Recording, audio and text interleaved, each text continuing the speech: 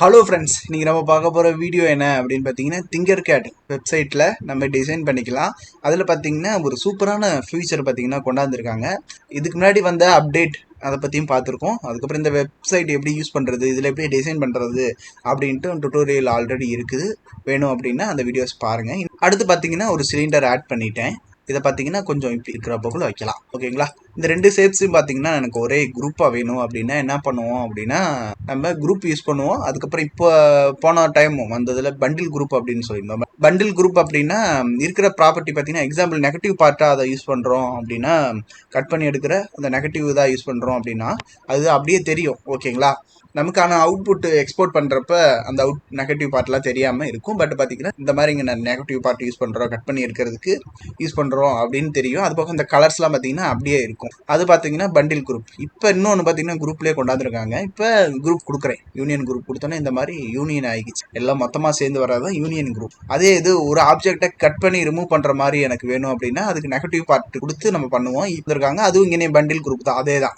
நான் மறுபடியும் bundle group கொடுத்தோன்னா அந்த சிலிண்டரை டபுள் கிளிக் பண்ணனா அதை தனியாக மூவ் பண்ணிக்கலாம், வச்சுக்கலாம். பட் மறுபடியும் கிளிக் பண்ணனா அது ஒன்றா ஆகிக்கும். ஆனால் அது ஒரே இதாக இருக்கும். இது பண்டில் குரூப். இன்னொன்று பார்த்தீங்கன்னா இன்டர்செக்ட். ஓகேங்களா? இது பார்த்தீங்கன்னா இன்டர்செக்ட் அப்படின்னா ரெண்டு காமனாக இருக்க பகுதி மட்டும் நமக்கு கிடைக்கும். எக்ஸாம்பிள் இந்த ஐக்கானை பார்த்தாலே தெரியும். இங்கிட்ட ஒரு கியூப் ஆட் பண்ணுறோம், இங்கிட்ட பார்த்தீங்கன்னா ஒரு சிலிண்டர் ஆட் பண்ணுறோம். ரெண்டு காமனாக இருக்கிற பகுதி மட்டும் நமக்கு கிடைச்சிருக்கும். இங்கே பார்த்தீங்கன்னா நம்ம இதோட அவுட்புட் பார்த்தாலும் உங்களுக்கு தெரிஞ்சிருக்கும். கண்ட்ரோல் டிஜிட் கொடுத்து அண்டு கொடுக்குறேன். இது பார்த்தீங்கன்னா ஒரு ஆப்ஜெக்ட், இது பார்த்தீங்கன்னா ஒரு ஆப்ஜெக்ட். ரெண்டு காமனாக இருக்க பகுதி இது.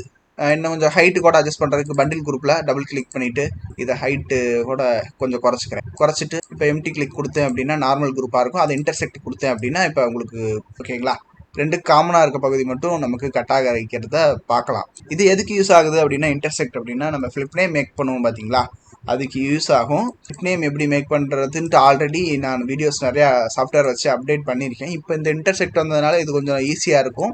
அதோட பிளெண்டரில் நான் சொன்னதே ரொம்ப ஈஸியாக இருக்கும். அந்த வீடியோஸ் வேணால் கீழே டிஸ்கிரிப்ஷனில் தரேன், அதை பாருங்கள். அப்படி இல்லைன்னா இதை நம்ம அடுத்த தடவை சொல்லலாம். இன்டர்செக்ட்டுக்கு பார்த்தீங்கன்னா இப்போ எக்ஸாம்பிளுக்கு இதை டெக்ஸ்ட் இப்படி வைக்கிறோம்.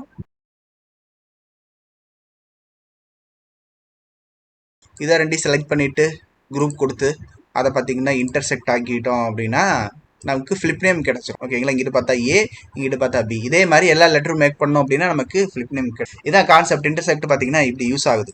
இது ஒரு அப்டேட். ஓகேங்களா? அடுத்து பார்த்தீங்கன்னா டூப்ளிகேட் அப்படின்ட்டு ஒன்று இருக்குது. இப்போ இதை கிளிக் பண்ணிட்டேன், டூப்ளிகேட் கொடுக்குறேன், அதே இடத்துல பிளேஸ் ஆகுது.